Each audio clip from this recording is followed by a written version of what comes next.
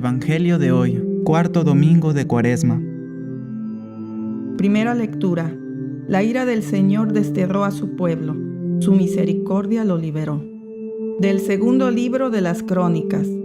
En aquellos días, todos los sumos sacerdotes y el pueblo multiplicaron sus infidelidades, practicando todas las abominables costumbres de los paganos, y mancharon la casa del Señor, que Él se había consagrado en Jerusalén. El Señor, Dios de sus padres, los exhortó continuamente por medio de sus mensajeros, porque sentía compasión de su pueblo y quería preservar su santuario. Pero ellos se burlaron de los mensajeros de Dios, despreciaron sus advertencias y se mofaron de sus profetas, hasta que la ira del Señor contra su pueblo llegó a tal grado que ya no hubo remedio. Envió entonces contra ellos al rey de los caldeos. Incendiaron la casa de Dios y derribaron las murallas de Jerusalén. Pegaron fuego a todos los palacios y destruyeron todos sus objetos preciosos. A los que escaparon de la espada, los llevaron cautivos a Babilonia, donde fueron esclavos del rey y de sus hijos, hasta que el reino pasó al dominio de los persas, para que se cumpliera lo que dijo Dios por boca del profeta Jeremías. Hasta que el país haya pagado sus sábados perdidos, descansará de la desolación, hasta que se cumplan 70 años.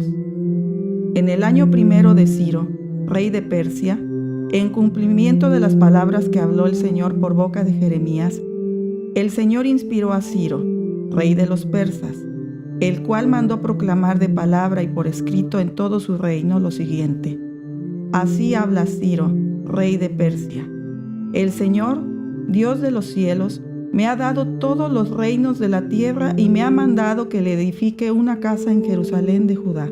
En consecuencia, todo aquel que pertenezca a este pueblo, que parta hacia allá y que su Dios lo acompañe. Palabra de Dios.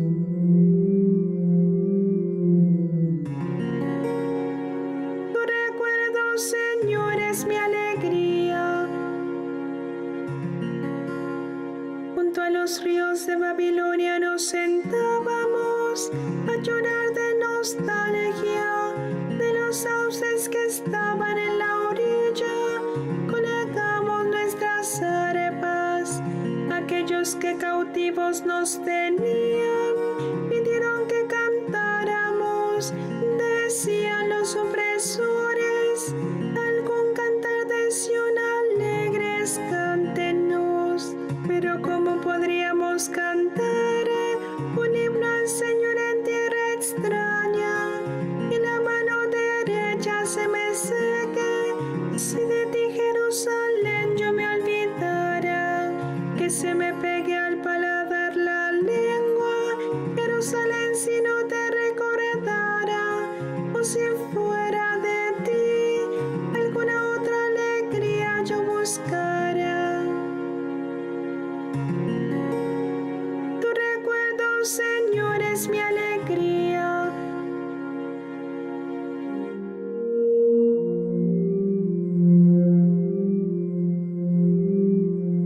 Segunda lectura.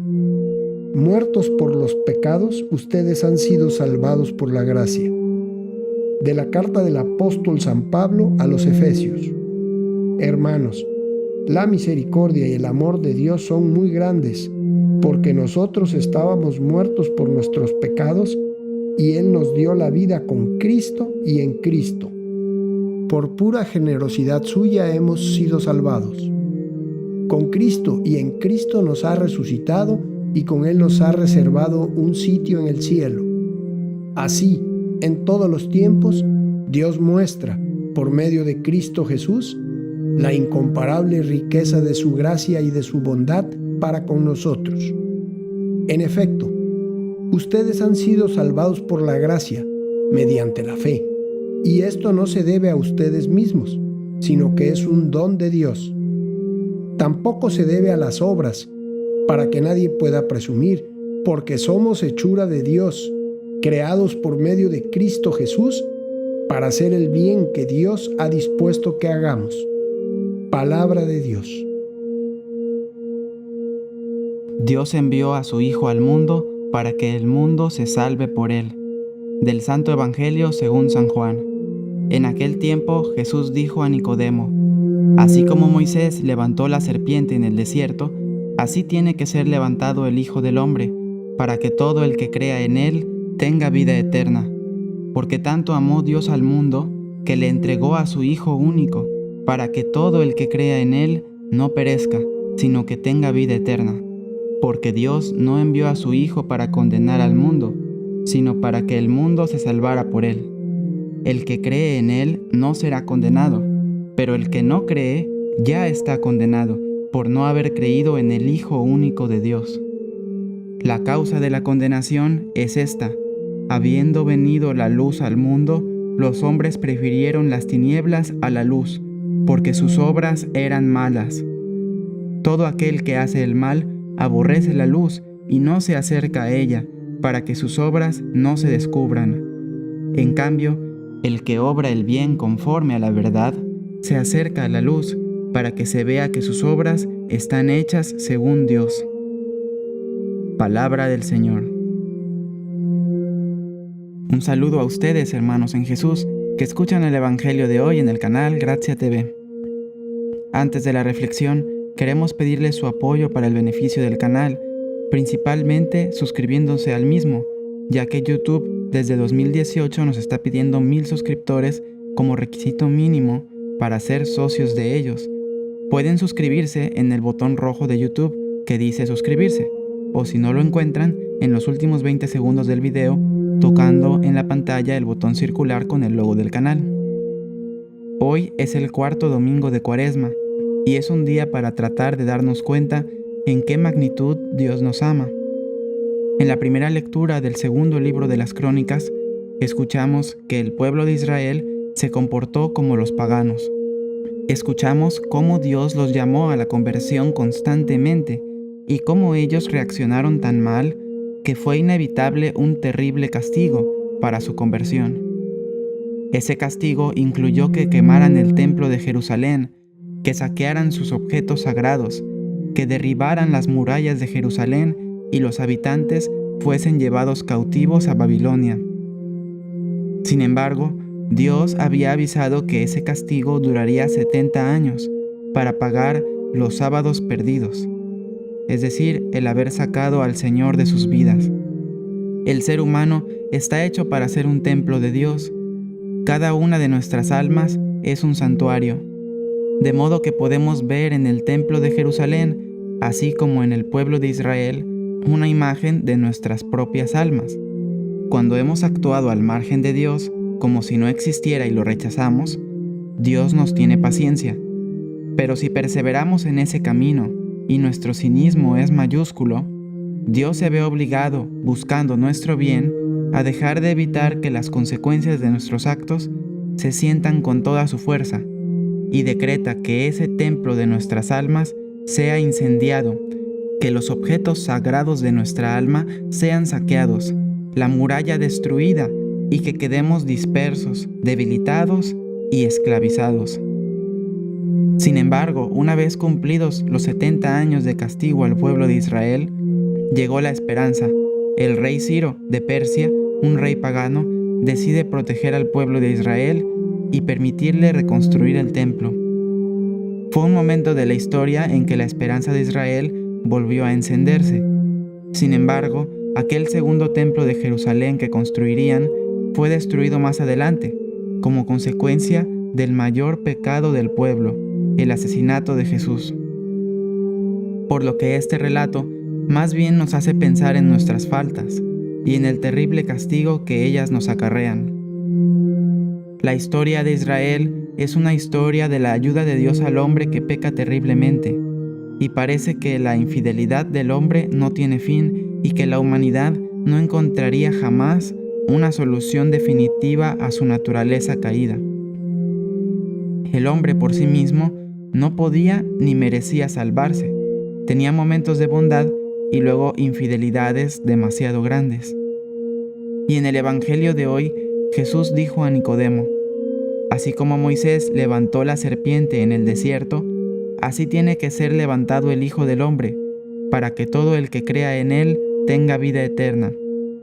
Tanto amó Dios al mundo que le entregó a su Hijo único, para que todo el que crea en Él no perezca, sino que tenga vida eterna. Lo de la serpiente en el desierto es una referencia a un pasaje del Antiguo Testamento, cuando el pueblo de Israel se quejó de Dios y como castigo, Dios les envió serpientes que los mordían, y muchos morían. El pueblo arrepentido pidió ayuda, y Dios mandó a Moisés que hiciera una serpiente de bronce, colocada sobre un asta a lo alto. Y cuando el pueblo era mordido, al ver a la serpiente quedaban sanos. Jesús fue castigado como el peor de los pecadores, aunque fuese el único justo. Por eso, esa serpiente, símbolo del peor pecador, el demonio, es una referencia a Jesús.